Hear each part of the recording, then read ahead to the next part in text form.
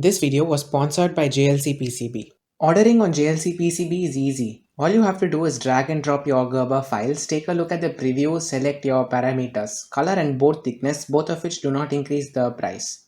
You can get your boards assembled for a low cost too. JLC graciously provides coupons to cover the cost of assembly. You can find a link to their website in the description below. Remember these? These are the railgun parts in their eternal almost complete state. They are not the topic of today's video, however, since we are going to go in a completely different direction.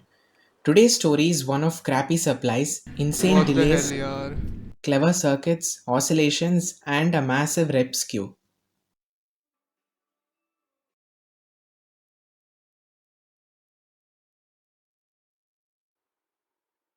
I definitely have to give DHL credit for bringing this package here in 4 days with minimum fuss and informing me politely about the customs fees. Placing this package on my desk concludes a 4-week long saga of getting JLC to sponsor me. This package is definitely larger than all the others I've gotten from JLC so far, so I have high expectations. I mean, I'm a hairy person, I like playing with static.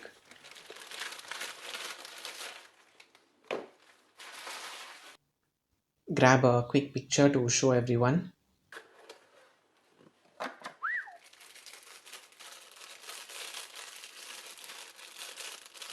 A puzzle, a couple of PCBs, and oh, I don't know what this is, and more PCBs. The puzzle intrigued me, so I had to finish it right there.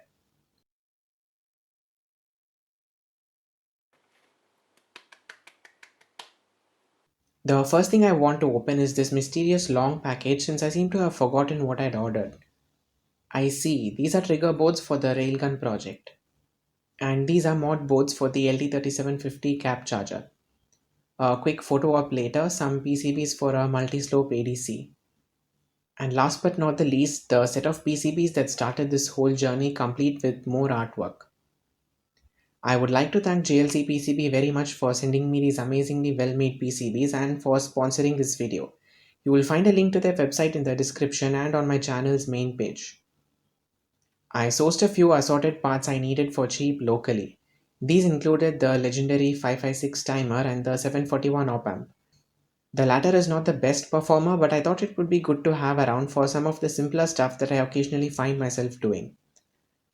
Apart from those, machine pin sockets, a bunch of 7805 and 7905 linear regulators, the former of which happened to be a really good batch, and a pile of logic chips to add to my already significant logic collection. The second package contains parts that are a little more interesting, including precision op amps, a voltage reference, and an analog mux. They also had the bright idea of packaging a single diode in one plastic cover, and I ordered 8 diodes. I guess I'll have to deal with this mountain of waste somehow. This package is probably the most prestigious thing to ever land on my table. The sender was the man himself, Marco Reps. To say the least, luck was on my side these last few weeks, and I ended up getting one of the Repsq packages he sent out.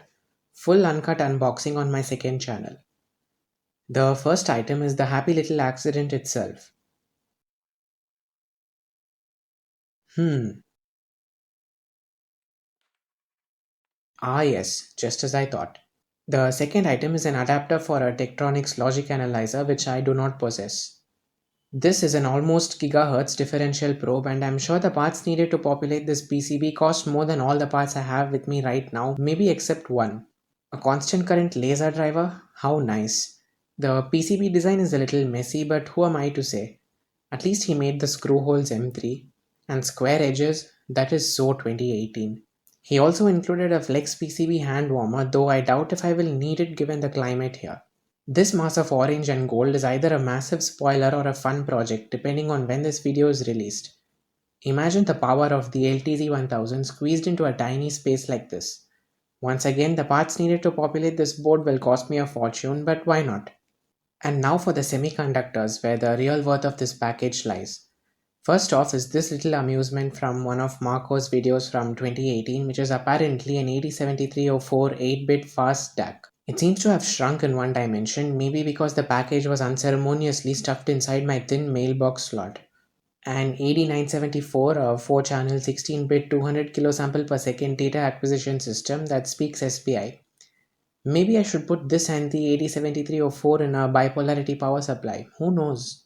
The EL2252 is an ultra-fast comparator with a 7 nanosecond response time, which might even be faster than Scatasium's Void Linux installation. An assortment of 3 precision low noise op amps, a genuine National Semiconductor LM399 precision 6.95 volt Avanai Zener shunt reference, and of course an Osmu sticker. But wait, it's real. This is the real deal, the most valuable thing to ever land in my place. An LTC 1000A voltage reference, perhaps the best in the world.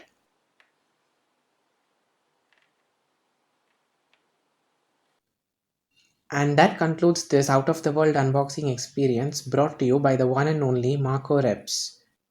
What started this package flood? This, of course. This is my power supply and it's been sitting here quietly for almost 4 years. It's looked the same on the outside ever since I first made it, but the insides, however, are a different story. This is the fourth ATX board I've used, and the constant current and constant voltage part, which had been handled by a wide range of different Amazon and eBay modules in the past, are now handled by this particular Amazon module and a couple of LT3081s to add constant current. But wait, a nice part like the LT3081 in a place like this? Shh! What I ended up making to replace that dangerous mess was not what I originally had in mind. This is a dead simple LM317 constant current, constant voltage regulator, which is what I wanted. I ended up making another revision to replace the past transistors with a couple more LM317s. That would have been more than adequate for the kind of voltages and currents I need on a daily basis. At this point, a friend got in on the project and the requirements kept piling up. To achieve true 0 volts, I needed a negative rail and dual tracking meant using an LM337. I came up with a lot of ideas, but for some reason I was never able to make the LM317 true 0 volt circuit work on a breadboard. It was A7 from the Styropyro server who suggested replacing the LM317s and LM337s with MOSFETs, and that somehow led to this prototype, which actually worked after a couple of months of coming up with the circuit. And up to that point, the power supply had only existed in simulations and in the form of a perf board prototype. But now here it is, perfectly crafted and assembled by JLC PCB. All I have to do is add some MOSFETs, some capacitors, and some diodes, and the thing is ready.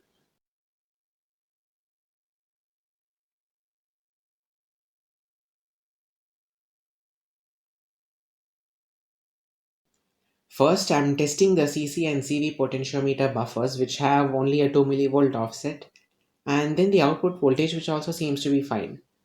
Since this is a tracking supply and I have only one multimeter, the best way to test the tracking is with my oscilloscope. And not surprisingly, since I've tested this before, it tracks. One thing I didn't notice during the first power up was that both rails oscillate. I was not surprised at all, I was expecting something like this. There is even some audio frequency humming thanks to the large ceramic decoupling capacitors, and that even shows up on my phone's spectrum analyzer. As always, I have to go running to Discord for help. As a first step, I try sorting out the components that I think are missing with the control loop somehow, but that does not seem to make a huge difference. I tried removing a compensation capacitor I thought was superfluous, but that only seemed to make the oscillations worse. I had a feeling that there were some extra capacitors on the CC side, so I performed a round of LT Spice simulations and realized that I could do away with these two capacitors to get a better phase margin. In that way, I made an entire map of things I tried and wanted to try to get rid of the oscillations. That didn't turn out to be the cause, however, and I made an astonishing discovery while trying to sort something out. When I touched a certain node of the gate drive circuit, the oscillations went away completely, both on the positive and negative side.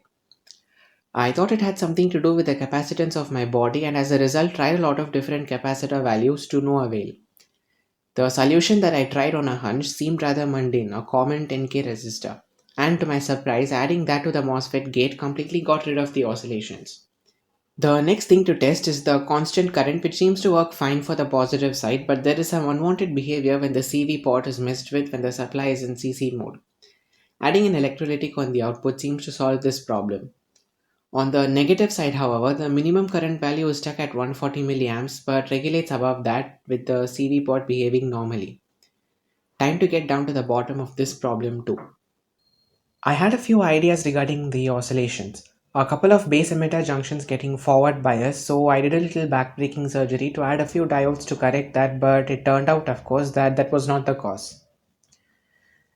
But this time I had a trick up my sleeve, or rather, five things stuck to my hand, my fingers, which magically cured the previous case of oscillations.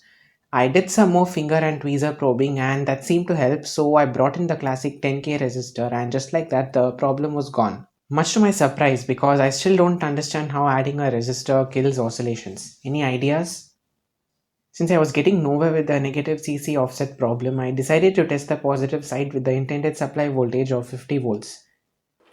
Nothing blows up, there's 45 volts on the input, which is fine, 25 node is fine too, and so is the 5 volt node.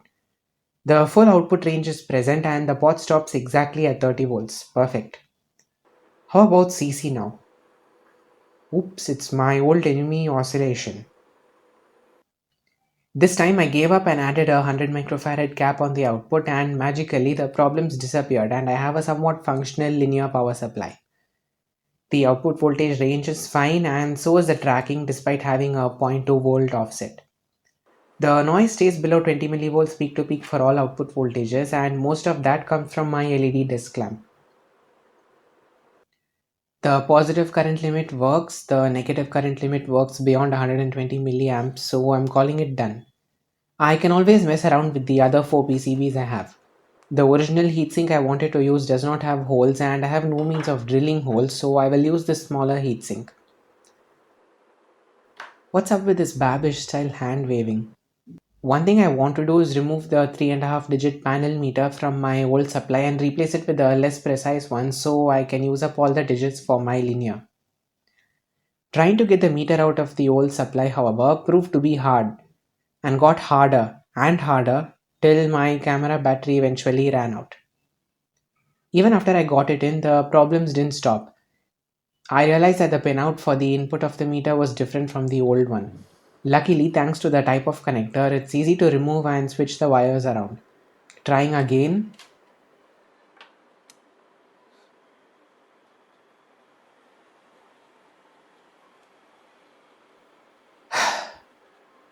I was lucky the third time. The accuracy, however, is, well, terrible both on the voltage and current meter.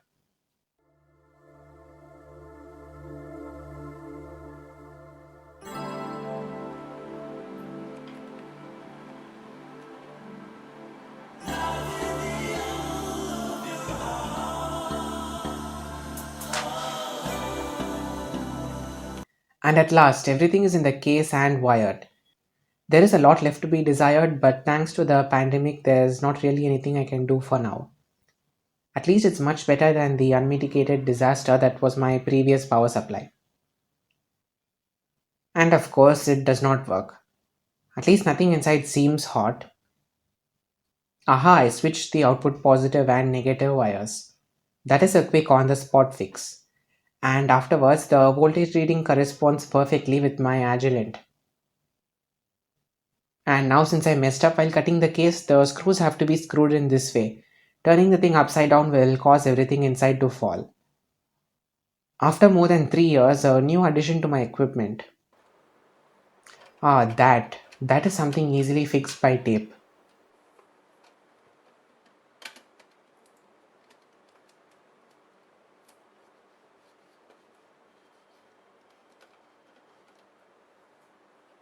With this project done, I can now relax and get back to the railgun, right? Well, no. Spending the hours of sleepless nights working on this project made me realize something. I had actually enjoyed the process of analog design, and it struck me at that moment that my true calling was analog circuit design. Our old friend Mr. Simon Bramble from simonbramble.co.uk has the best description. It's a jungle out there. Somewhere in the dense wilderness, hidden from the view of the masses, is a small tribe, much sought after by the headhunters of the surrounding plains. The tribe knows it is under threat and its numbers are dwindling at an alarming rate, killed off by the ever accelerating advancement of modern technology. This is the tribe of the analog engineer. And thus began a new chapter of Triple NI. I wasn't done building linear power supplies, however. This 7805 317 337 triple rail is about to undergo its first mains power up. 5 seconds and no smoke. Very nice. The 5 volt rail is fine, the 12 volt rail is perfect, just as calculated. The minus 12 volt rail, however, needs some work. And trying to track down that problem led to this huge mess. And what is this mess for? It is for my most ambitious project yet, a 6.5 digit multi-slope ADC. Now those precision op amps and references make sense. It all started with Giannis flexing his Keathley. I immediately decided to start working on a DIY microvolt resolution device. I was confident again only because I had the art of electronics by my side. The progression is best shown through my notebook. The first thing I had in mind was a single slope, but that was clearly not going to cut it. So I prepared a low offset inverting amplifier, again taken from the art of electronics. And that turned into a dual slope, which I even got around to prototyping. This trail of copper was because of a new trick I discovered while making the perf board dual slope. Oh, never mind those.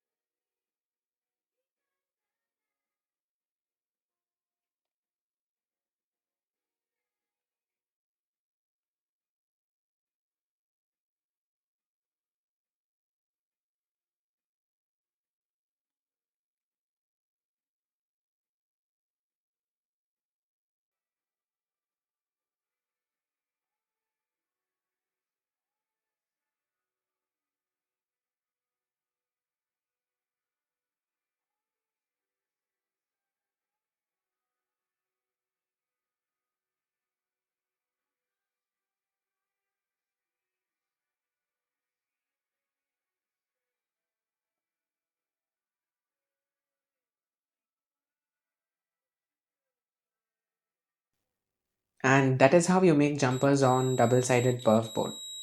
The results of the dual slope were disappointing and there was some oscillation on the output. What I didn't realize was that the source of the oscillation was the finicky 7905 regulator and adding a decoupling capacitor would have helped. But by that time, the dual slope had turned into a multi-slope and I hastily constructed a prototype on a breadboard and the waveform, to say the least, was not exactly what I was hoping to get. I had to redesign the thing again and this time I could get away with using only one comparator. I present to you the redesigned cursed breadboard multi-slope converter front end. And in a rare show of correspondence, the waveforms are exactly as seen in the simulator. Coming back to the problem, my LM337s refuse to behave properly. On a hunch, I hooked them up differently and turns out that they are LM317s, not LM337s, and ironically better LM317s than the actual LM317s I have. I found the solution to this problem lying face down on the table, a 7905 minus 5 volt regulator. Keeping in mind the 2 milliamp quiescent current, it is possible to hack it to give us a regulated minus 12 volt supply. Problem solved, and now I can test the offset voltage of some of the precision op amp specimens that I have using this circuit taken from the LT1011 data sheet, but using 10k resistors instead of 50k for a gain of 200. Since today's measurements are special, I am bringing out the ground spring again and jamming my probe into the breadboard. The ground lead is also kept as close to the op amp and the probe as possible. The scope is set to 0.01x attenuation, meaning the scope amplifies the input 100 times. But since the op amp circuit has a gain of 200, the actual offset is half the voltage displayed on the scope. The first contender for today is the classic OP07, 4 of which have an offset voltage that is 5 times the value in the datasheet and one with a somewhat lower value. These were sourced locally, so I'm not sure if they are authentic. Next come the 3 OP177s, all of which have a more than satisfactory offset. And in due course, the PCBs from JLC PCB came along, including this one for the multi-slope. The finish, as always, is impeccable and they even got these thermal insulation slots right. This X-ray effect has got to be cool, but the various ground planes make the hastily drawn traces hard to spot.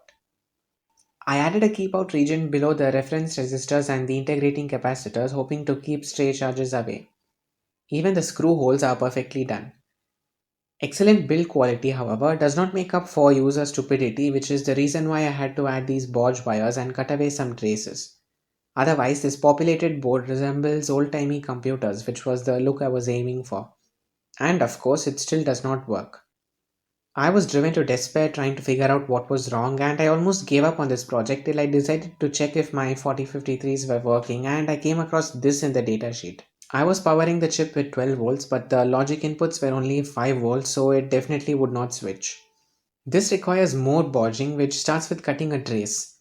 I cut the trace in two places and then remove the copper in between to make sure that there is no electrical contact, and checking just to make sure. Continuity testing does not show up anything, which means the removal was successful. And finally, soldering the bodge wire. And it works after I removed a short in the previous bodge. With the input shorted, the output is exactly as expected. Maybe I should try connecting it to the input or something else. Or maybe not short out the 5-volt rail. Just touching the input results in some interesting patterns. 5 volts results in some jagged peaks. Enough fooling around. This video is already more than 20 minutes long and I want to finish off with some first order measurements. One of the first steps is to count the number of clock cycles for which the output is high and then translate that to volts. Thanks to the global scatasium shortage, I had to get the help of Dimin from the StyroPyro server who sent me some 2-minute code which didn't really work, of course. At this point, I think an explanation is necessary. Let's start with the dual slope. It's an integrating converter, meaning the input voltage is turned into a ramp. This ramp, of course, is determined by the input voltage which is applied for a fixed time. Now the ramp is discharged through a known reference current, meaning a constant slope. Now if you notice carefully, the discharge time is directly proportional to the input voltage. All we have to do is chop up this time to our heart's content to get more precision. One problem with the dual slope is that the integrator must not saturate, meaning that the ramp must not go flat. The multislope solves this problem by periodically discharging the integrator, and this can be pieced together in software. Now it looks like a dual slope, doesn't it? Dimin's second try involved hacking into the Arduino's SPI lines to read the output pulses on the clock falling edge, which results in a series of counts and with some maths can be turned into volts, which is surprisingly close to my Agilent. And with that, my DIY multislope is halfway there, thanks to Dimin again. The final piece of this precision puzzle is this 13-bit integrated ADC, which will take the multislope to its full potential. But then, so what lies in the future? A fully discrete audio amplifier that works perfectly except for high frequency oscillations? Maybe a Zener voltage reference with a 67 dB PSRR? Oh, and I just remembered the LTC 1000 with its heater flex PCB. All of that in a future video.